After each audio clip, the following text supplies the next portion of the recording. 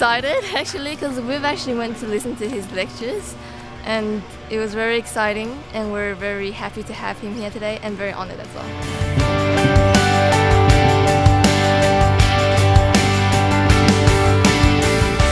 We didn't realise the potential of the huge diversity of the children in not only in this school but in this region, and how much it adds to the colour and the strength and the vitality and the interest of a country like Australia. This is where the chemistry is occurring. At this point, we would like to introduce to you Professor Noam Chomsky, the recipient of the Sydney Peace Prize Award.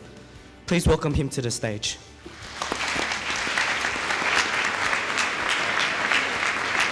Thank you all for the very warm welcome, the dramatic entry that was unusual and impressive.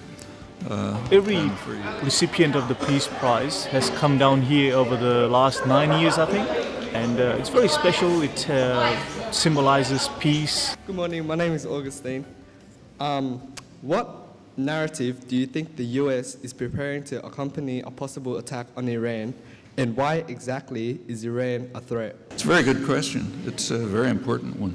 In fact, right now, if you read the the literature on strategic analysis, intelligence agencies, and so on in the West, I presume in Australia, they describe the worst, the most dangerous situation in the world as the threat that Iran might develop nuclear weapons.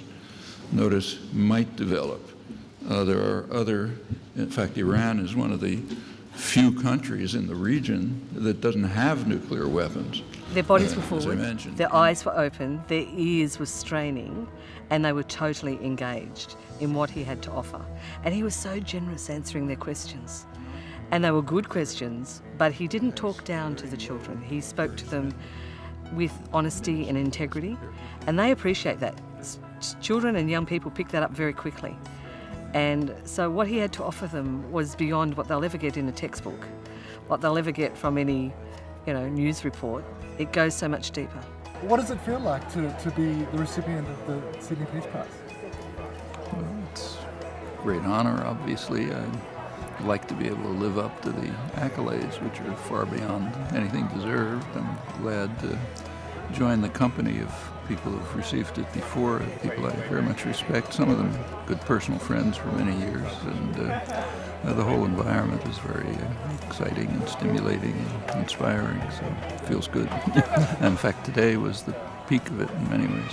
I wish it was not just me, but the legacy of my generation, and I wish it was a more positive one. It's not. It's a legacy that we can hardly be proud of. We've left a world with facing enormous problems, facing even the possibility of species extinction.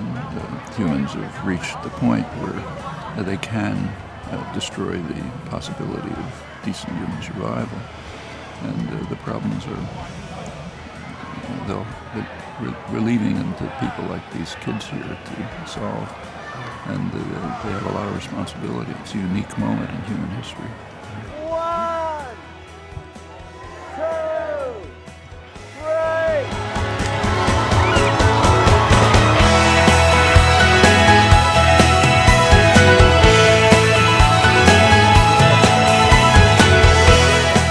You see them fly into the sky. It's like a symbol of peace. It was very inspiring and very thoughtful. Makes you think a lot about the future and how we can achieve peace. It's a good opportunity to get to know him, just to talk to him, have that 2-second chat, find out more.